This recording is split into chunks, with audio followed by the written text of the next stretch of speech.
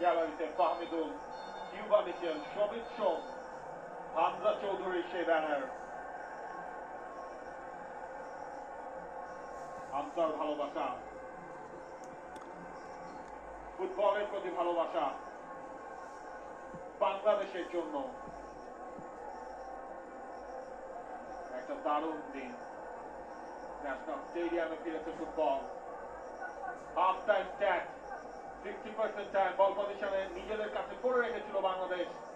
Shorts on target 3টা, shots off target 5টা, 6টা ফাউল, 4টা ফ্রি কিক বাংলাদেশের, 2টা কর্নার, 2বার অফসাইড। এবং এখন পর্যন্ত এই ম্যাচের রেফারিকে কোনো কার্ড দেখাতে হয়নি। অন টার্গেটে একটা শট না করলেও তাদের